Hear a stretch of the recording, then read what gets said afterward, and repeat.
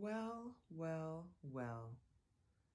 We weren't even into the new year a week, and our favorite gal, America, chose to reveal her true self once again, and in the best way.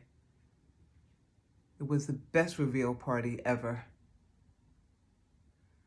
My problem is that I don't understand how members of the new administration were completely unprepared for the massacre that would take place. And I call it a massacre because if President Obama incited violence from a black, angry mob, and let's not even say a mob, let's just say maybe 5 people, and caused such violence and broke such laws that resulted in the death of 5 people, including a police officer, he would have been shot. The 5 people with whom accompanied him would have been shot. The black folks that worked at the House of Whites would have been shot for just being there. Anybody black who was visiting would have gotten shot for just being there. And so I don't understand how something like this could occur and the members of the new administration were just completely unprepared. So they say they were. And so really either way, whether they knew or they didn't know, it's disturbing to me. The problem is that we think that we know what happens in our government. We know nothing. We have no idea. And we forget that the politicians at the House of Whites, red and blue, are colleagues. They work together, they play golf together, they go fishing together, they celebrate holidays together. They're colleagues, red and blue. But we're out here fighting their battles. We're out here fighting, I'm on this team, I'm on that team, not focused on the real issue when it comes to black folks, when it comes to our rights, our civil rights to be treated as human beings. We're not focused on that because we're distracted. I don't care how many black folks, how many black women you have at the House of Whites. We will never be able to infiltrate almost 500 years of hate, violence, unlawfulness, and bloodshed. The only way we'll be able to do that is if those who run the establishment admit that everything that they have done to black folks, and I'm only talking about black and white people right now, I'm not talking about anybody else. They would have to admit that everything that they have done was criminal, unlawful, conspired to do away with black folks. They would have to admit to all that. They'd have to admit that, they set up the system of miseducation for us. Social services was to destroy the black family. They would have to admit to everything. And they're not going to do that. The most liberal white politician is not going to do that because that would mean that their whole story all this time has been a lie. Now, most of us, well, many of us, well, some of us know that it's been a lie, but they would have to admit to that. And your most liberal white politician is not even going to do that. Even Biden, in his response to the massacre, said, "This is not America." He said that. They don't want to have to admit that what they have done to black folks for centuries is criminal, hateful, full of hate, and unlawful. They'll never admit that. And so this brings me to my main point, and I'm always concerned about my people. This brings me to my discussion and my thoughts about black folks, but not even all black folks. I want to talk about African Americans.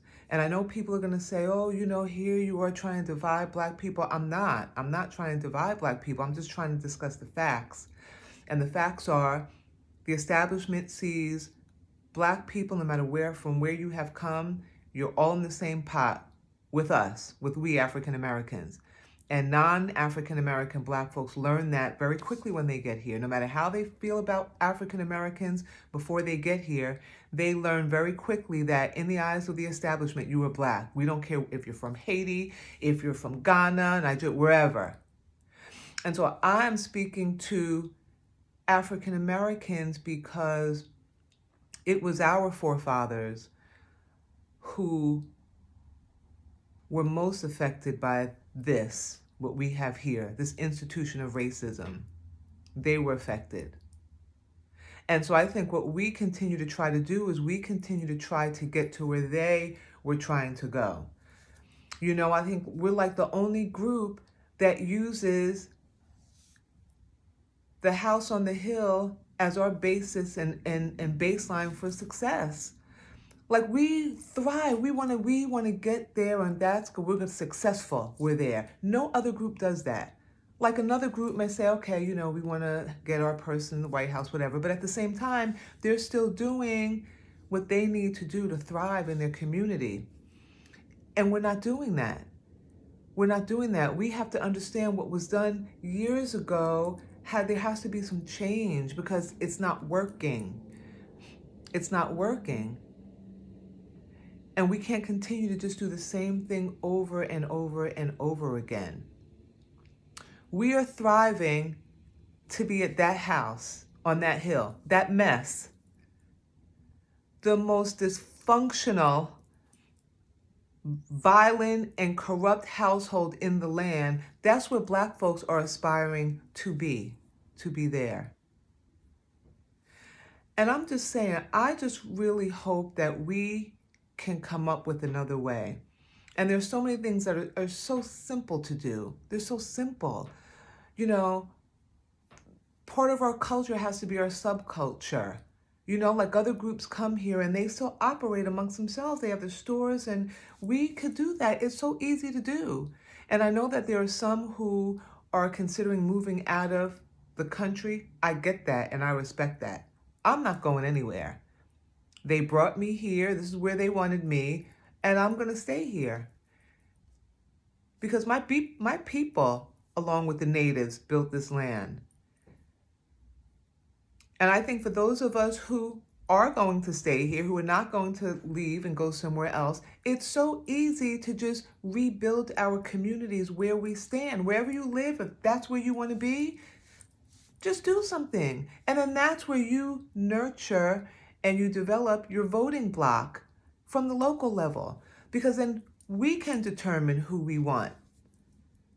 We will determine who we're going to elect at the next level, depending on the work that you do for us in our communities. Rebuild the community. And that's all that I'm asking, and I hope that we can do. And again, I'm not passing judgment on anyone.